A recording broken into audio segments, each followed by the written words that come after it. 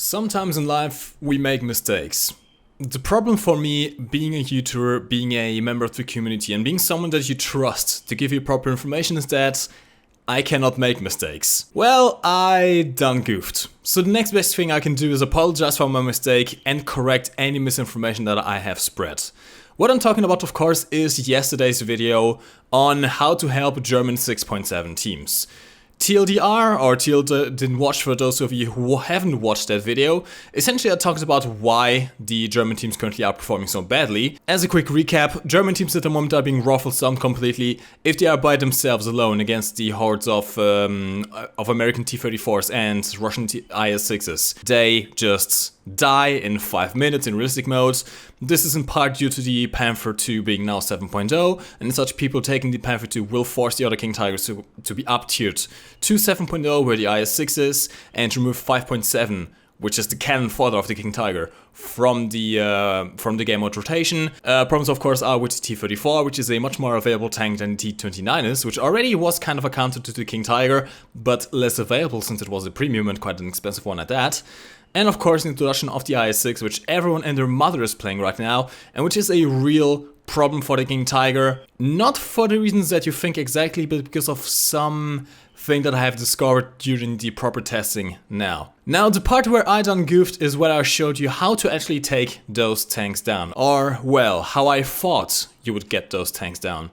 Sadly, during the time of the recording of the last video, I didn't have the resources available to actually test the things out myself in practice, and I went completely just on the theoretical numbers, which in theory are correct. Sadly, in the practical sense, they are not. So here are the misinformations that I've spread and that I want to correct in this video. First of all, again, we have to look at the penetrations of the shells of the King Tiger. The stock APG shell is 235mm penetration on flat targets. The APCR shell is 272. Keep these values in mind. So let's start off with the easier one of the two, the T29/T34. Now what I said in the last video is to completely forget about going through the gun mantled and instead trying to go for this plate over here or trying to go for the hull. And if you look at the raw armor, at the raw effective thickness, this should work. Given that we have 235mm of penetration to work with, the hull should be absolutely no problem to deal with. Yet, it is. Even when you don't hit the tracks, the hull seems to bounce a lot of shots, and this is due to the armor sloping, of course, which I didn't take in mind.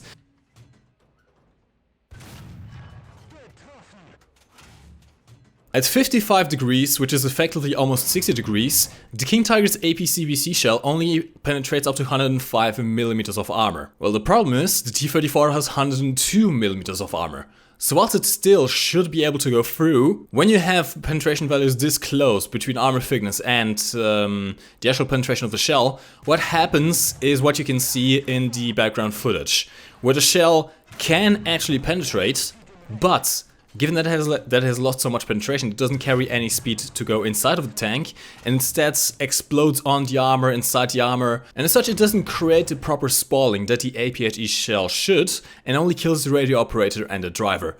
Well, the problem with that is, if you only kill those two, the gunner is still alive to shoot you right in the face. So this is something that I feel obligated to correct. Do not shoot at the upper sloped hull. In most cases, it will bounce, and if it doesn't bounce, it will not kill the gunner. This is an issue. Now, of course, the machine gun part is still a weak spot, and is still something that I recommend shooting at if you don't have anything else to shoot at. This is flat armor, 102mm. You will go through every time. Your shell will properly make it into the inside of the tank, and it will most likely blow up the gunner, which is set on the left-hand side. Another thing that I found out in testing is that this upper plate just above the gun mantle is actually not quite the weak spot that I was hoping it to be. Even though your shells will make it through, it is a very hard target to hit, which most likely will lead to bounces if you even nick the gun mantle or just aim slightly above that. And even when you perfectly hit, it rarely actually kills the gunner. I'm not quite sure what's wrong with the damage model here, because there should be enough space for the shell to go inside, explode and properly take out the turret crew. But for some reason it doesn't. All it does is damage the cannon breach, maybe it killed the commander and maybe it killed the loader. The gunner seems to be immune to this spot. So how do you take this thing down frontally then? Well, it is the gun mantled, but there is an issue. The gun mantle itself is 203mm thick and has another 20mm plate in the back, which is spaced away and acts as spaced armor. Now at close ranges you do have enough penetration to go through and to properly damage the tank. Always aim for this left side, this is where the gunner sits. At longer ranges this can still work as well. However, if you go above say 500 meters, you are going to face issues with the APHE shell. It might be caught by the spall shield. And even then, it's not always a guaranteed 100% penetration at close ranges due to the innate randomness of Gaijin's damage model sometimes. So to correct my statement on the T34, when you are fighting with the King Tiger, if you are close, do shoot the gun mantles, do shoot on the left side of the gun mantles.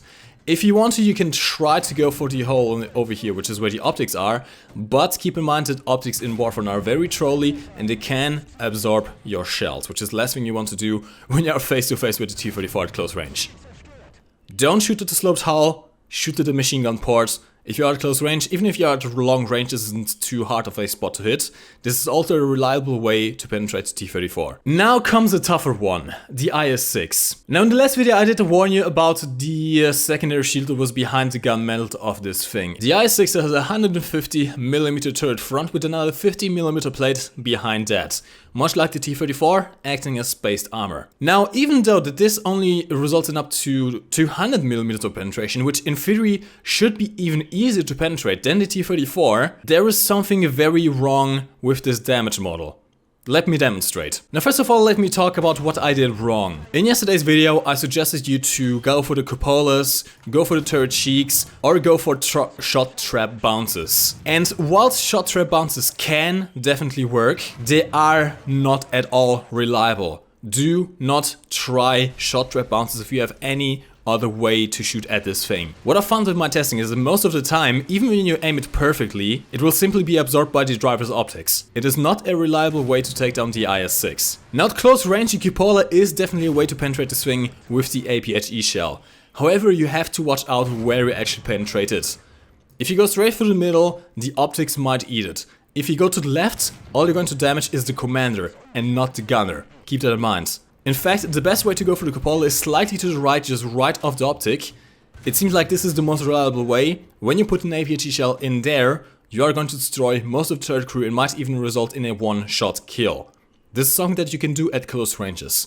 And why do I say at close ranges and why do I go for this over the gun mantle itself? Well, even though the gun mantle is only 2mm thick in effectiveness, or should be around 2mm thick in effectiveness, there is a massive problem with this spot here right between these two holes, which just so happens to be the biggest part of this. The problem with War Thunder when it comes to calculating penetration upon multiple layers of armor, the problems are many. Let's just say that kindly. We've had problems with sloping before, we have problems with spaced armor before, but I haven't quite seen something so random as the IS-6. Even though on paper you should have every requirement and over to go through here with the APG shell, it doesn't do that always. It just gets absorbed a lot. And this is due to various factors. It seems like for whatever reason, one of these plates is counted double when you shoot right in the middle. My theory is that when you hit the edge of one of the holes, it counts the armor plate as double, but the most likely culprit is this optic over here. As you can see in the X-ray model, the optic lies right in between these two holes.